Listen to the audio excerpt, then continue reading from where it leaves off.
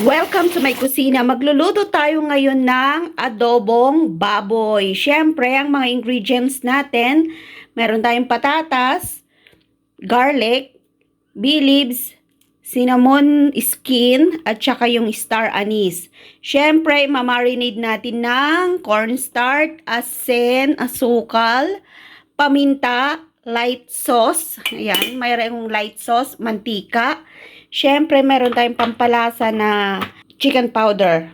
So, start na nating mag-marinate ng ating karne. So, eto po yung mga ginagamit ko tuwing magmamarinate ako ng niluluto kong karne dito. Siyempre, nilalagyan ko ng oil. Tapos, nilalagyan ko ng light sauce. Yan. Depende po sa dami nung iluluto nyo. Tapos, lalagyan ko siya ng cornstarch. Yan, isa't kalahati. Kasi medyo marami yung ating iluluto ngayon. Tapos, lalagyan ko siya ng asin. May light sauce na kasi yon, so, konti lang din yung ilalagay kong asin. At saka, lalagyan ko siya ng sugar. Yan, isang scoop. At saka, tataktakan ko siya ng paminta.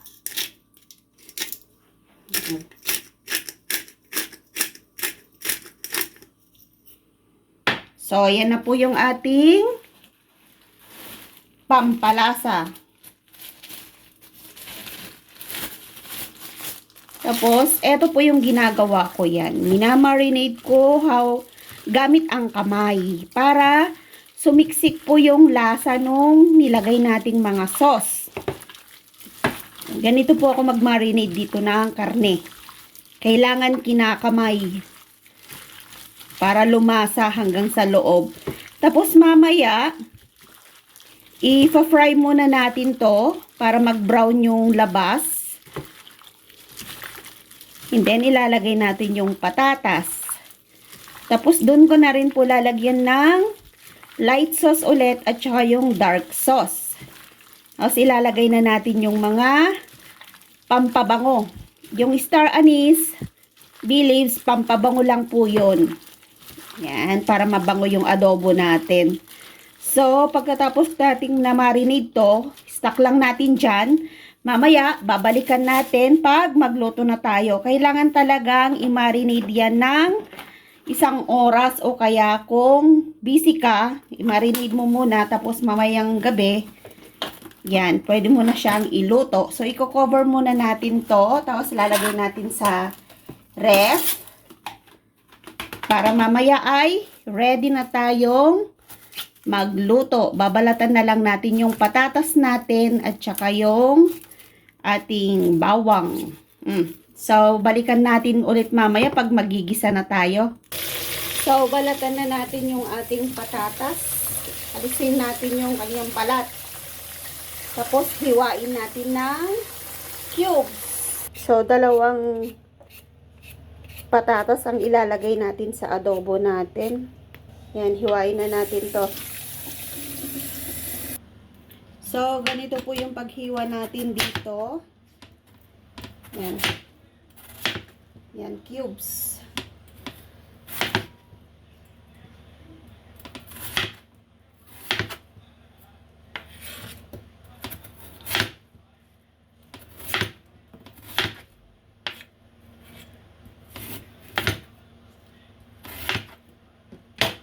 So, lagay natin sa lalagyan. So, ibabad ko sa tubig habang hinihiwa ko pa yung iba. So, ready na yung patatas natin. Maghiwa tayo ng bawang. So, sunod naman natin yung bawang natin na panggisa.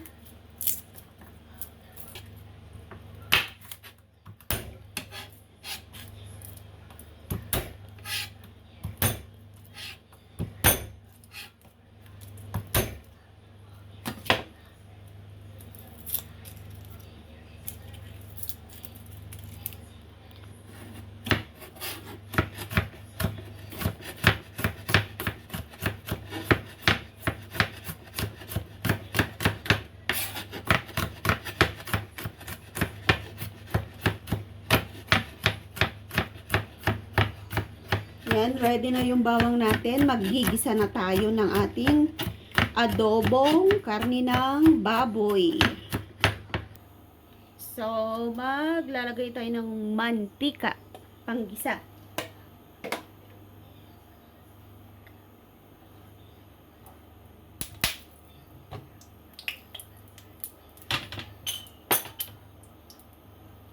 So, lagay natin yung ating bawang.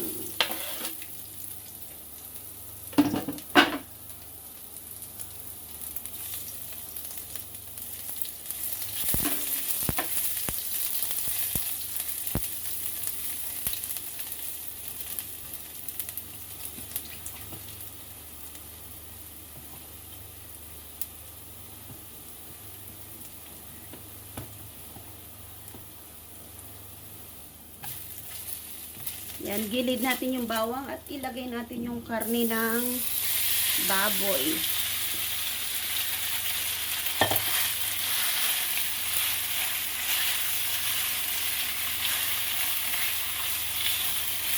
Kailangan mag-brown yung karne ng baboy natin, yung kabila.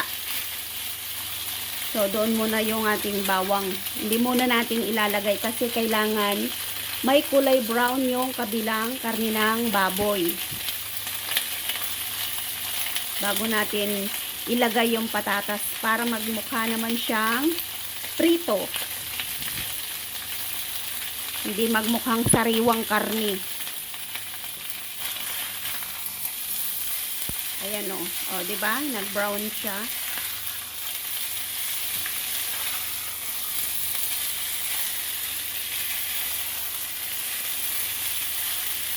Ganito po ako mag-adobo. Kailangan may yung other side is brown. Ayan. Para hindi siya mukhang sariwa.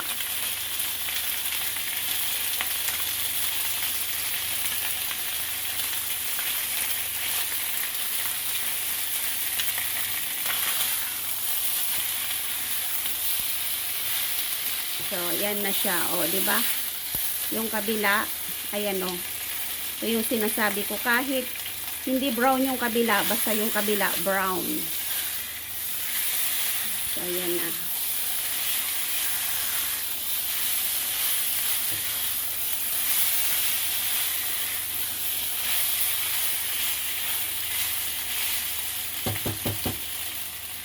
So, ang ginagawa ko po dito, tinatanggal ko muna yung karne, tapos igigisa ko yung patatas. Kailangan mag-brown din siya kasi mas mabango po yung patatas kung brown ang kulay.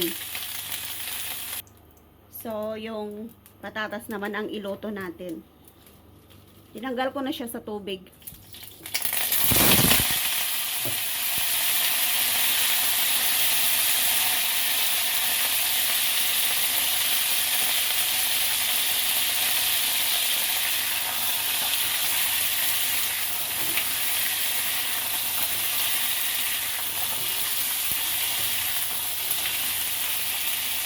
Mabango kasi yung patatas pag prinito mo siya na ihahalo sa adobo. So, ayan, nakikita nyo, nagba-brown na siya. Oh, napriprito na siya. Oh, di ang bango na ng ating patatas.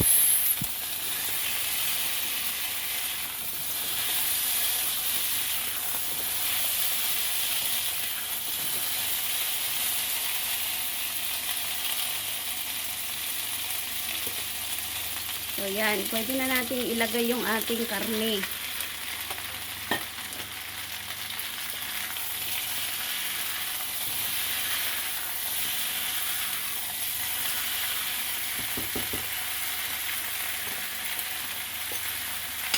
Ilalagay na rin natin to.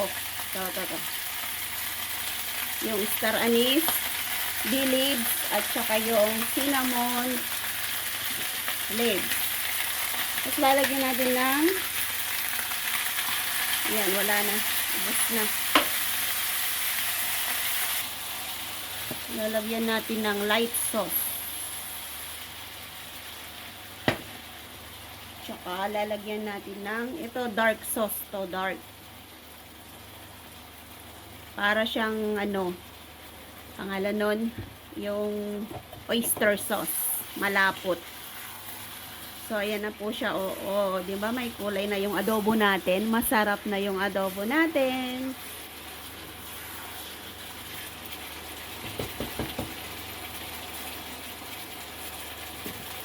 Kung mayroon po kayo nito, pwede nyo siyang lagyan pang tubig.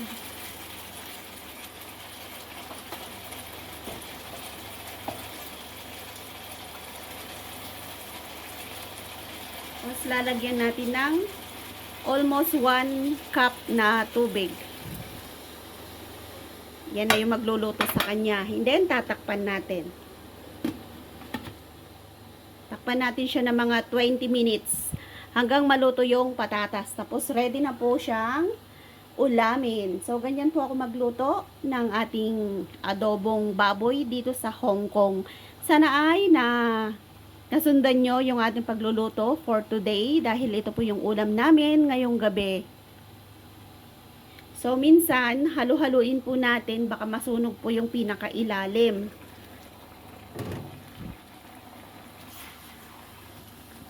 Ay, ang bango. Ang bango na kasi nilagyan ko siya ng bay leaves at saka yung star anise. Yan. Hintayin natin maluto yung ating adobo. Yan. Thank you so much po sa panonood ng aking cooking recipe dito sa Hong Kong. Maraming salamat po sa inyong lahat. Please subscribe Lynn Chico Vlogs and don't forget to ring the bell for more videos. Maraming salamat po sa inyong lahat. Bye!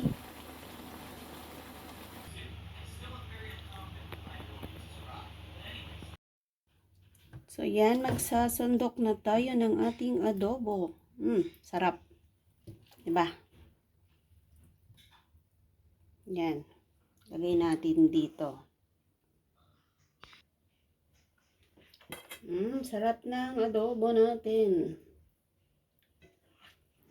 O, di ba nakakatakam yung aking adobo dito sa Hong Kong? Ano pang hinihintay nyo? Lutuan nyo na rin yung mga amo nyo dahil ang sarap ng adobo, lalo na pag ganitong malamig. So, enjoy cooking po dito sa Hong Kong at kung gusto nyo pang maraming mga cooking tips, pasyal lang po kayo sa aking YouTube channel. Please subscribe Lynn Chico Vlogs and don't forget to ring the bell for more videos para update po kayo sa marami ko pong i-upload na recipe dito sa bahay namin. Thank you so much. Bye-bye and God bless.